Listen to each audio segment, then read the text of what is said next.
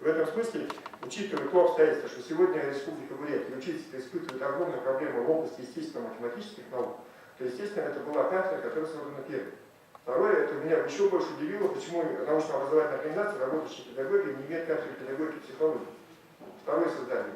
Но раз естественно-математическая, третья кафедра была гуманитарных наук, четвертая кафедра – это кафедра развития профессионального образования, потому что вы знаете, система профессионального образования среднего, она является региональной прерогативой, финансируется из нашего бюджета.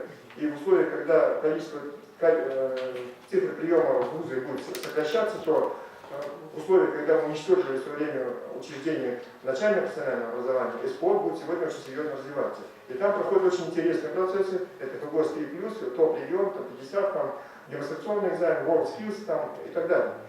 Для того, чтобы превентивно мы вошли в этот процесс, обеспечили научное сопровождение, научно-методическое, мы создали вот эту кафедру. Ну и последняя кафедра, которая интересно называлась «Экономика права в государственном социальном управлении». Я говорю, как может быть педагогическая образовательная организация кафедра экономики управления? Мы не экономический институт. Что является предметом управления в образовательном процессе? Это образовательный процесс и урок.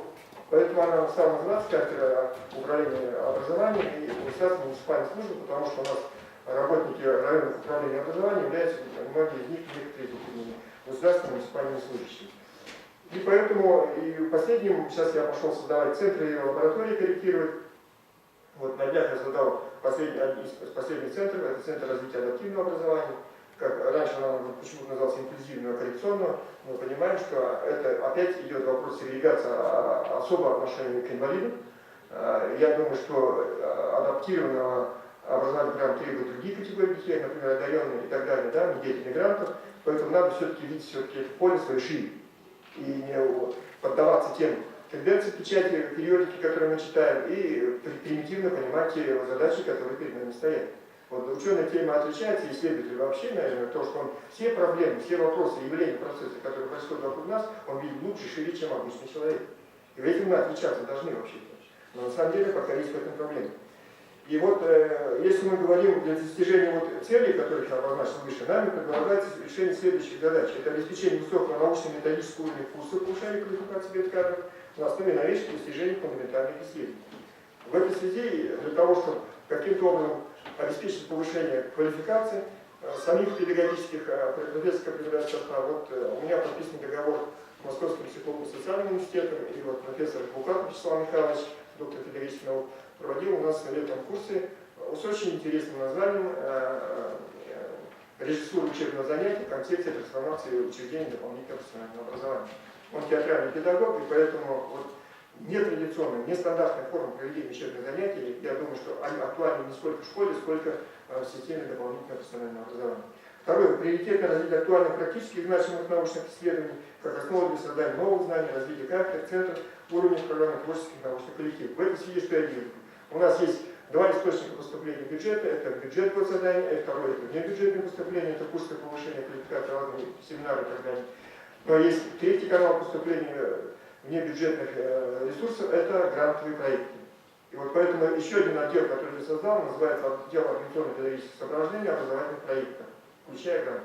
И вот я думаю, что вот это не просто идет, как Басня Крылова в картине, да, перестановка участников этого оркестра, а идет целенаправленно осмысленная позиция политика в изменении содержания. Я отчетливо даю себе понимание, что результаты могут обеспечить в краткосрочной перспективе, только фантазируя. Я смотрю все-таки перспективу и надеюсь, что как педагог это даст выход. Третье. Эффективное использование и развитие потенциала профессорско-преподавательского состава. Но, к сожалению великому, за последние 6-7 лет у нас ни один ППСник, то есть преподаватель, не прошел конкурс ФАК.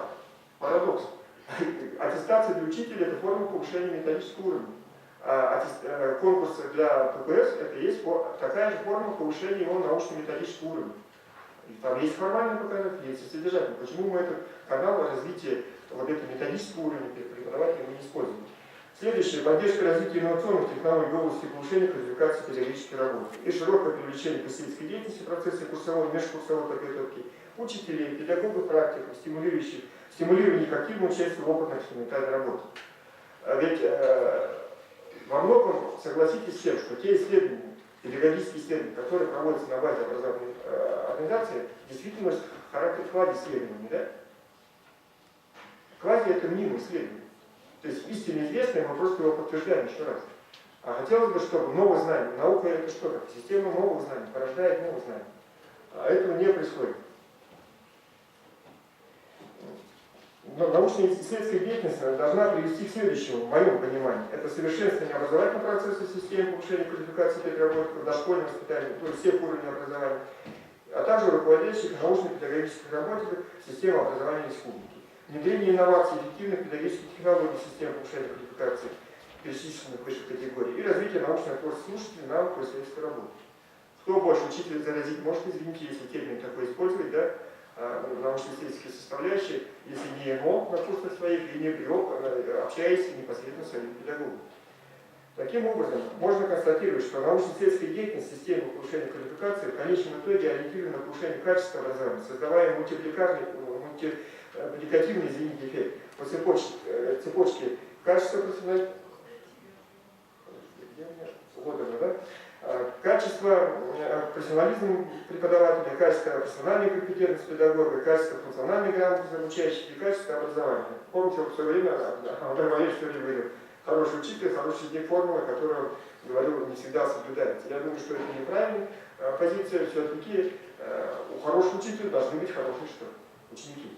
Опыт организации системы повышения квалификации работников образования еще раз доказывает, что качество образовательной деятельности и эффективность развития профессиональной компетенции педагогов напрямую коррелирует с качеством научно-исследовательской деятельности. Это мое глубочайшее убеждение.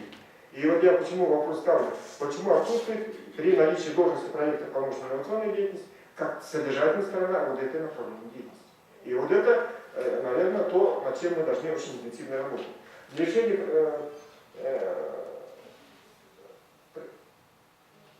проблем, которые я озвучил выше, стоящие перед коллективом, были поставлены конкретные задачи. Разработать и внедрить программу научно-исследовательской работы института, ориентированную на дальнейшее прикладное использование результатов научной, инновационной, образовательной, методической и издательской деятельности организации образования.